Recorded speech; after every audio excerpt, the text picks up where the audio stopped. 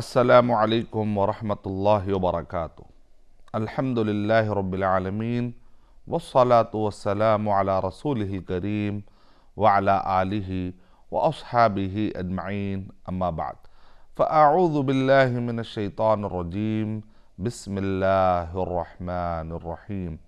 شہر رمضان الذی انزل فیہ القرآن ھدی للناس وبینات من الہدی والفرقان، رب اشرح لی صدری ویسر لی امری واحلل عقدۃ من لسانی یفقہ قولی۔ میں سب سے پہلے اللہ سبحانہ و تعالیٰ کا شکر بجا لاتا ہوں، بے پایاں درود و سلامتی ہو محمد مصطفیٰ صلی اللہ علیہ وسلم پر، آپ کے صحابہ کرام پر، آپ کے آل بیت پر، قیامت تک آنے والے سارے مسلمین اور مومنین پر۔ اور میں اللہ سبحانہ و تعالیٰ سے دعا کرتا ہوں کہ اللہ سبحانہ و تعالیٰ ہمیں اسلام کی دعوت کو ہر کچے اور پکے مکان تک پہنچانے کی، تعارف اسلام کو پیش کرنے کی اللہ تعالیٰ توفیق عطا فرمائے۔ محترم ناظرین کرام، روح رمضان کی سیریز میں آپ سب کا میں اسلامی طریقے سے استقبال کرتا ہوں۔ آج کے ایپیسوڈ کی ہماری یہ تھیم ہے کہ رمضان المبارک کا ایمان کی آبیاری اور ایمان کو تازہ کرنے سے بڑا گہرا تعلق ہے۔ رمضان المبارک کا تجدید ایمان سے بڑا گہرا تعلق ہے، اور اللہ کے نبی صلی اللہ علیہ وسلم نے ارشاد فرمایا کہ اگر آپ پڑھتے ہیں صحیح الجامع الصغیر حدیث نمبر 1590، حدیث نمبر 1590، کہ اللہ کے نبی صلی اللہ علیہ وسلم نے ارشاد فرمایا کہ ان الایمان لا یخلق کما یخلق الثوب، کہ جیسے کپڑا بودا ہو جاتا ہے، کمزور ہو جاتا ہے، پرانا ہو جاتا ہے تو وہ ایک کمزوری اس کے اندر آ جاتی ہے، ایک بودا پن آ جاتا ہے، تو بالکل اسی طریقے سے تمہارے ایمان میں بھی کمزوری آ جاتی ہے۔ ان الایمان لا یخلق کما یخلق الثوب، جیسے کپڑا بودا اور کمزور ہو جاتا ہے تو بالکل اسی طریقے سے ایمان بھی بودا اور کمزور ہو جاتا ہے۔ فاسألوا اللہ ان یجدد اللہ فی قلوبکم، اللہ سبحانہ و تعالیٰ سے تم یہ دعا کرو کہ اللہ سبحانہ و تعالیٰ تمہارے دلوں کے اندر ایمان کو فریش کر دے، تجدید کر دے، اللہ سبحانہ و تعالیٰ اس ایمان کی آبیاری فرما دے۔ تو گویا کہ ہم کو یہاں پر دعا سکھائی جا رہی، اس حدیث کے اندر ہم کو یہ دعا سکھائی جا رہی ہے کہ آدمی نہ صرف ایمان کی فکر کرے بلکہ ایمان کے تجدید کی دعا کرے۔ مثال کے طور پہ ایک آدمی نماز کی پابندی کی فکر کرتا ہے لیکن دعا نہیں کرتا ہے تو ایسا نہیں چلے گا، کیونکہ انبیاء کا طریقہ کیا؟ رب اجعلنی مقیم الصلاۃ ومن ذریتی، کہ اللہ سبحانہ و تعالیٰ تو مجھے بھی نمازی بنا دے اور میری نسل کو بھی نمازی بنا دے۔ تو یہاں پر صرف فکر نہیں کر رہے، محنت نہیں کر رہے، بلکہ دعا بھی کر رہے ہیں۔ اسی طریقے سے دل کے صفائی کے لیے، جس کو آپ کہتے ہیں تزکیۃ القلوب، فقہ القلوب، طہارت القلوب، دلوں کی صفائی، دلوں کے تزکیے کے لیے بھی صرف خواہشات کر لینے سے، محنت کرنے سے کافی نہیں ہوتا، بلکہ دعا بھی کرنا چاہیے، جیسا کہ ہم کو بتایا گیا وَزَكِّهَا وَأَنْتَ خَيْرُ مَنْ زَكَّاهَا، اے اللہ سبحانہ و تعالیٰ تو اس دل کو پاک کر دے اور تو بہترین ہے اس کو پاک کرنے والا۔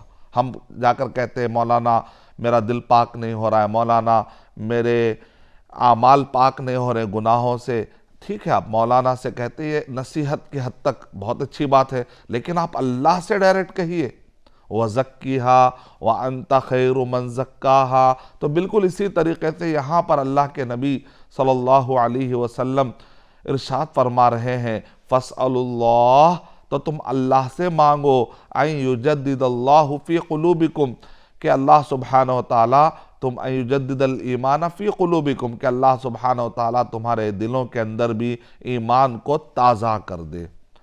تو رمضان المبارک ایک اچھا موقع ہے کہ ہم اس دعا کو اور زیادہ مانگیں اور اپنے ایمان کو تجدید کروا لیں۔ تازہ کر لے، ایک بہترین موقع ہے ایک ایمانی کیفیت سے، کیونکہ جیسا کہ گزشتہ ایپیسوڈ میں بتایا گیا، سرغنہ شیطان بند ہے، سرغنہ جن بند ہے، اسی طریقے سے جنت کے دروازے کھول دیے گئے ہیں، جہنم کے دروازے بند کر دیے گئے ہیں، اور پکارنے والا پکارتا ہے کہ اے خیر کے چاہنے والے، یا باغی الخیر اقبل و یا باغی الشر اقصر، کہ اے خیر کے چاہنے والے آگے بڑھ، اے شر کے چاہنے والے ذرا رک جا۔ وَلِلَّهِ عُتَقَاء مِنَ النَّارِ وَذَلِكَ كُلُّ لَيْلَةٍ، اور اللہ سبحانہ وتعالیٰ نہ جانے کتنے ہی لوگوں کو مغفرت کا پروانہ لکھ دیتے ہیں، اور یہ ہر رات ہوتا ہے۔ تو یہ جو حدیث کل تفصیلی طور پر اس کے حوالے اور اس کے معنی اور مفہوم کے ساتھ اس سے پہلے ایپیسوڈز میں نے بتائی تھی، تو اس حدیث کی روشنی میں یہ ہم کو پتہ چلتا ہے کہ ماحول بن رہا ہے، رمضان مبارک کے اندر ایک بہترین ماحول بن رہا ہے۔ اس ماحول کے حساب سے اگر دیکھا جائے تو بہترین موقع ہے کہ آدمی اپنے ایمان کو تازہ کر لے، اور یہی وجہ ہے کہ میں نے ارادہ کیا ہے کہ رمضان المبارک کا ایمان کے 6 ارکان سے بڑا گہرا تعلق ہے، اسلام کے 5 ارکان سے بڑا گہرا تعلق ہے، اور احسان سے بھی بڑا گہرا تعلق ہے۔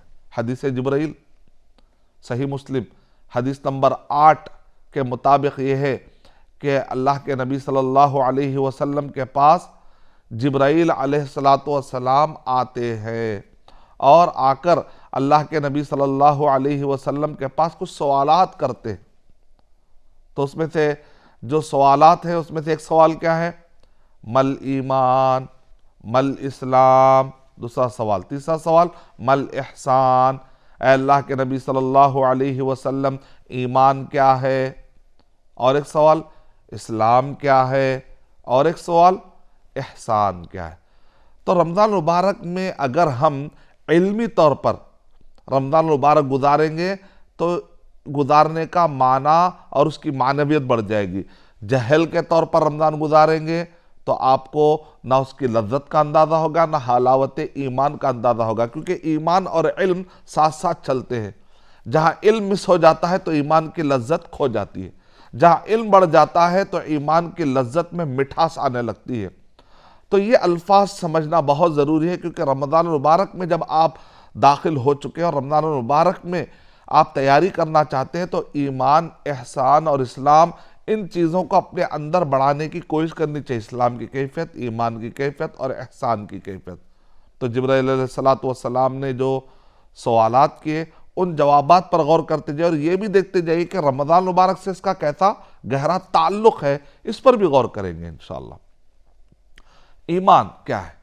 تو اللہ کے نبی صلی اللہ علیہ وسلم جواب میں عرض کرتے ہیں، صحیح مسلم حدیث نمبر 8 کے مطابق، تؤمن باللہ وملائکتہ وکتبہ ورسلہ والیوم الآخر والقدر خیرہ وشرہ، ان تؤمن باللہ وملائکتہ وکتبہ ورسلہ والیوم الآخر والقدر خیرہ وشرہ، یعنی ایمان کے 6 ارکان ہیں اور اسلام کے 5 ارکان ہیں، انت شہادت اللہ الہ الا اللہ وانی رسول اللہ واقام الصلاۃ وایتاء الزکاۃ وصوم رمضان وحج البیت من استطاع الیہ سبیلا۔ اسلام کے 5 ارکان ہیں اور ایمان کے 6 ارکان ہیں۔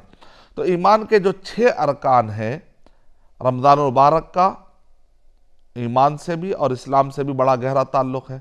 اللہ پر ایمان لانا، پہلا کیا؟ ان تؤمن باللہ، اللہ پر ایمان لانا، وملائکتہ، فرشتوں پر ایمان لانا، وکتبہ، اللہ سبحانہ وتعالیٰ کی طرف سے نازل کردہ کتابوں پر ایمان لانا، ورسولہ، اللہ سبحانہ وتعالیٰ کی طرف سے بھیجے گئے رسولوں اور نبیوں پر ایمان لانا، والیوم الآخر، اور آخرت کے دن پر ایمان لانا، اور والقدر خیرہ وشرہ، تقدیر کے اچھے اور برے ہونے پر ایمان لانا، تقدیر کے اچھے اور برے ہونے پر ایمان لانا، یعنی کہ تقدیر کبھی کھٹی ہوتی ہے اور کبھی مٹھی ہوتی ہے۔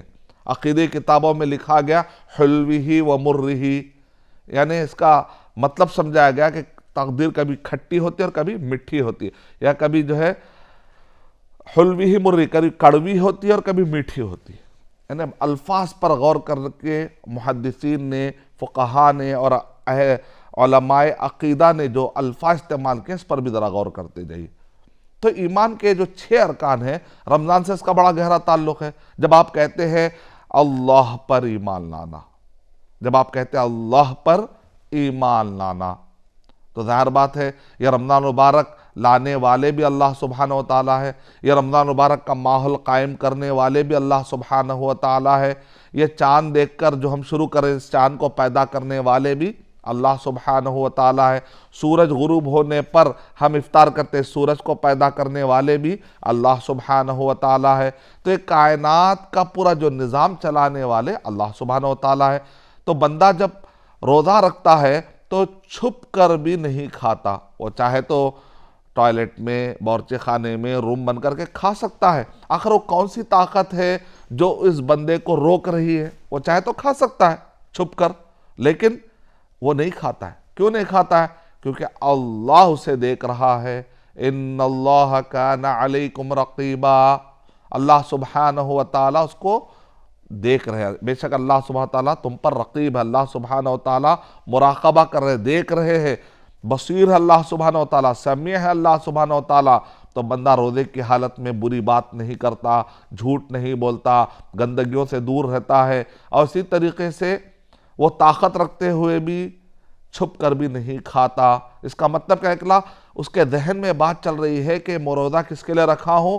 اللہ سبحانہ و تعالیٰ کی۔ اس لیے اللہ کے نبی صلی اللہ علیہ وسلم نے کیا ارشاد فرمایا کہ اللہ سبحانہ و تعالیٰ یہ کہہ رہے ہیں روزے کے بارے میں کہ وَالصَّوْمُ لِي، کہ روزہ میرے لیے، وَأَنَا أَجْزَى، کہ میں وَأَنَا أَجْزِي بھی، کہ میں اس کا بدلہ دوں گا۔ اللہ سبحانہ و تعالیٰ کہہ رہے ہیں کہ میں اس کا بدلہ دوں گا۔ کیوں؟ اس لیے کہ ایک ایسی کیفیت ہوتی ہے کہ بندے اور اللہ سبحانہ و تعالیٰ کے تعلق کا یہ بڑا گہرا تعلق اور بڑی گہری عبادت کی یہ رسم وہ ادا کر رہا ہے، کہ عبادت ادا کر رہا ہے جس کو اللہ سبحانہ و تعالیٰ بہت پسند کرتے ہیں۔ تو رمضان مبارک کا ایمان کے 6 ارکان سے بڑا گہرا تعلق ہے۔ وہ اللہ کے لیے روزہ رکھتا ہے، ان تؤمن باللہ و ملائکتہ، رمضان المبارک میں فرشتے بڑی کثرت سے نازل ہوتے ہیں۔ اگر آپ پڑھتے ہیں سورۃ القدر، انا انزلناہ فی لیلۃ القدر وما ادراک ما لیلۃ القدر لیلۃ القدر خیر من الف شہر تنزل الملائکۃ والروح فیہا باذن ربہم من کل امر، کہ فرشتے اس میں نازل ہوتے ہیں اور جبرائیل امین بھی نازل ہوتے ہیں۔ اس کا مطلب کیا نکلا؟ فرشتوں کی کثرت رمضان المبارک کے اندر، ان تؤمن باللہ وملائکتہ وکتبہ۔ آپ تو اس سے پہلے کے ایپیسوڈ میں نے بتایا، السلسلہ صحیحہ حدیث نمبر 1575 1575 کے مطابق کہ صحف ابراہیم جب نازل ہوئے رمضان المبارک کا مہینہ تھا، تورات جب نازل ہوئی رمضان المبارک کا مہینہ تھا، زبور جب نازل ہوئی رمضان المبارک کا مہینہ تھا، انجیل جب نازل ہوئی تو رمضان المبارک کا مہینہ تھا، قرآن مجید جب نازل ہوا تو رمضان المبارک کا مہینہ تھا۔ تو ان تؤمن باللہ و ملائکتہ و کتبہ، یعنی کتابوں کا رمضان المبارک سے بڑا گہرا تعلق ہے۔ آپ کو یہ بھی سمجھ میں آگئی بات؟ ان تؤمن باللہ و ملائکتہ و کتبہ و رسلہ، قرآن مجید نازل ہوا اللہ کے نبی صلی اللہ علیہ وسلم پر، اقرا، اور اللہ کے نبی صلی اللہ علیہ وسلم کے نبوت کا آغاز ہو گیا۔ اس کا مطلب رسولوں کے مشن کا آغاز بھی رمضان مبارک سے ہو رہا ہے۔ کتابیں نازل ہونے کے بعد ان کتابوں کے مطابق تبلیغ کا حکم تو خود ہی مل ہی جاتا ہے۔ تو اس کا مطلب یہ نکلا کہ رسولوں کی رسالت اور نبوت کے مشن کا آغاز بھی اس رمضان مبارک سے ہو رہا ہے۔ تو اے مسلمان، اے اللہ کو چاہنے والے، کیوں نہ ہم بھی اپنے اس مشن کا آغاز کر دے کہ میں بھی علم، عمل، دعوت اور صبر سے جو سورۃ العصر میں کامیابی کی کنجی بتائی گئی ہے، ان کو میں بھی اپنا لوں گا، اور میں بھی اپنے زندگی کا ایک آغاز کروں گا، ایک انقلاب برپا کروں گا، ایک تجدید کروں گا، ایک تجدید عہد کروں گا، تجدید وفا کروں گا، اور اپنے آپ کو اللہ کے نبی صلی اللہ علیہ وسلم کے بتلائے طریقے کے مطابق، صحابہ کرام کے زندگیوں کے مطابق اپنے آپ کو ڈھالنے کے عظیم پہل کروں گا۔ کیوں نہ ہم بھی شروعات کریں، اپنے ایک مشن کا آغاز کریں کہ میں علم، عمل، دعوت، صبر، ایمان اور عمل صالح سے اپنے آپ کو منور کر لوں گا۔ ان تؤمن باللہ وملائکتہ وکتبہ ورسلہ والیوم الآخر۔ آخرت سے بڑا گہرا ایمان کے 6 ارکان پہ آپ غور کرتے جائیے اور رمضان مبارک پہ غور کرتے جائیے، بڑا گہرا تعلق آپ کو نظر آئے گا۔ اگر یہ کیفیت پیدا نہیں ہو رہی ہے تو پھر رمضان مبارک کے روح کو آپ نے عکس نہیں کیا۔ رہ گئی رسم ادا روح بلالی نہ رہی والا معاملہ ہو جائے گا کہ بس آپ رہ گئے، بھوکے پیاسے ہو گئے، اس روح کو آپ سمجھ نہیں سکے، اس ایسنس کو آپ نہیں سمجھ سکے، اس اسپرٹ کو اگر آپ نہیں سمجھ سکے۔ ان تؤمن باللہ وملائکتہ وکتبہ ورسلہ والیوم الآخر، آخرت کے دن پر ایمان۔ ظاہر بات ہے روزہ رکھنا، نماز پڑھنا، توحید پر قائم رہنا، شرک سے دور رہنا، بدعت سے دور رہنا، یہ جو مسلسل جد و جہد ہے، ایک محنت ہے، عملی محنت ہے، یہ عقیدے کی محنت ہے۔ آدمی ضلالت اور گمراہی سے بچتے ہوئے اتباع سنت کو تھامتا ہے، توحید کو تھام لیتا ہے، اور صلاح، صوم، زکوٰۃ، حج، جو اللہ سبحانہ وتعالیٰ نے اس پر پابندی لگائی ہے، پابندیاں اس پر اللہ سبحانہ وتعالیٰ نے نازل کی ہے، ان سب کا وہ اہتمام کرتا چلا جاتا ہے، حلال و حرام میں فرق کرتا چلا جاتا ہے، اچھے اخلاق اور برے اخلاق میں فرق کرتے چلا جاتا ہے، تو آخر ان سب محنتوں کا مقصد کیا ہے؟ آخرت کی کامیابی، موت کے بعد کی تیاری، یوم القیامہ، یوم حشر اور یوم الحساب کی تیاری۔ اس کا مطلب رمضان مبارک کا یہ ارکان ایمان سے بڑا گہرا تعلق ہے۔ ان تؤمن باللہ وملائکتہ وکتبہ ورسلہ والیوم الآخر والقدر خیرہ وشرہ، تقدیر کے اچھے اور برے ہونے پر ایمان لانا۔ تقدیر کا یہ بڑا گہرا تعلق ہے۔ سورہ قدر پڑھنے سے پتہ چلتا ہے انا انزلناہ فی لیلۃ القدر، یعنی کہ لیلۃ القدر کا ایک قدر و منزلت ترجمہ کہہ کہ اگر آپ گزر جائے تو آپ نے اس کا حق ادا نہیں کیا، تقدیر والی رات، یعنی اللہ سبحانہ تعالیٰ آنے والے پورے مکمل 1 سال کی تقدیر فرشتوں کے حوالے کرتے ہیں کہ کون اس سال میں کون قرضدار ہو جائے گا اور کون قرضے سے باہر نکلے گا، کون بیمار ہوگا، کون بیماری سے باہر نکلے گا۔ بندہ اگر دعا کرے گا تو اس کے لیے بہترین آنے والے سال میں برکتیں نازل ہوں گی۔ تو لیلۃ القدر، تو اس کا مطلب اکلا کہ ایمان کے 6 ارکان سے رمضان مبارک کا بڑا گہرا تعلق ہے۔ پھر اور کیا تفصیل ہے؟ ایمان باللہ کس کو کہتے ہیں؟ ایمان کے تفصیلات کیا ہیں؟ کیسے ایمان بڑھتا ہے اور کیسے گھٹ جاتا ہے؟ انشاءاللہ آنے والے ایپیسوڈ میں ضرور آپ کے سامنے ان باتوں کو رکھنے کی میں سعادت حاصل کروں گا۔ میں اللہ سبحانہ وتعالیٰ سے دعا کرتا ہوں کہ اللہ سبحانہ وتعالیٰ ہمارے ایمان کو دن بدن بڑھانے والا بنائے، نہ کہ ہمیں گھٹانے والا بنائے۔ آمین۔ وآخر دعوانا الحمدللہ رب العالمین۔ السلام علیکم ورحمۃ اللہ وبرکاتہ۔